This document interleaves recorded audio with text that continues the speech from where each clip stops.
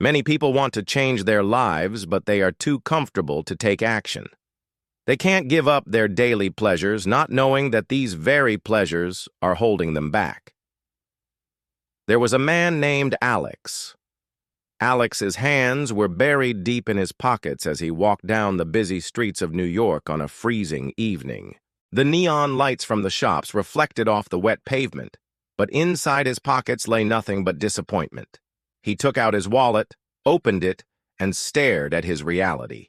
One crumpled dollar bill and 4 coins. $2. That was all he had left. At 24, Alex felt like his life had already failed. His friends seemed to be moving forward, new jobs, apartments, even vacations, while he was sleeping on a friend's couch, jobless and drowning in student debt. His stomach growled. He hadn't eaten since the morning. He stopped outside a diner watching people laugh over hot meals. The cheapest sandwich inside cost more than he could afford. He sighed and walked away, and that when his eyes landed on a small old man packing up books on a wooden stall.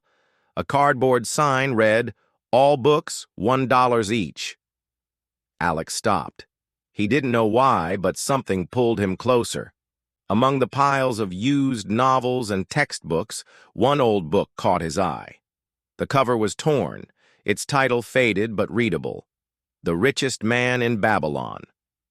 He picked it up, flipping through yellow pages filled with ancient parables about money and wealth.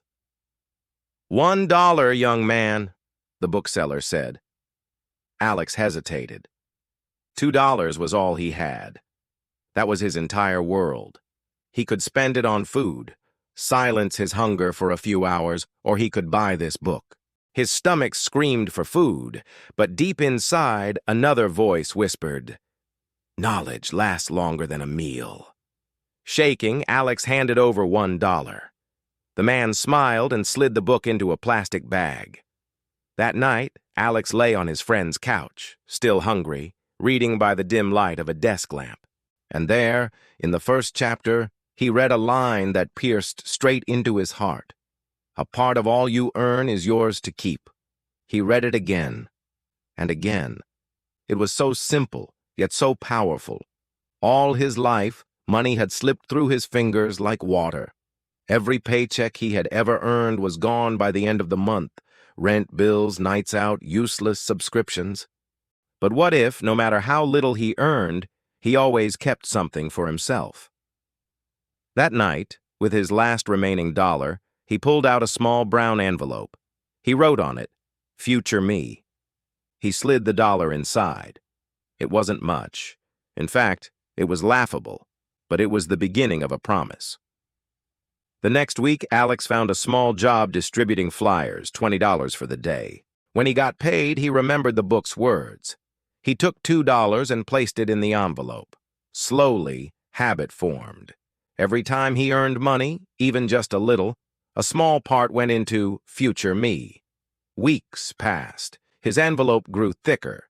At first, $10, then $20, then $100. For the first time in his life, he felt a sense of control, but saving wasn't enough. The book had another lesson. Make your gold multiply. Alex realized that money should not just sit idle. It should work. With $50 from his savings, he bought a set of used tools at a garage sale. Then he began offering handyman services, fixing shelves, painting rooms, assembling furniture. It wasn't glamorous, but it paid. One Saturday, he earned $60 in a single day, more than he had ever imagined possible from something so small. He saved a part of it, reinvested, and grew his side hustle. Months rolled by. Alex watched his envelope grow, then a small savings account, then more.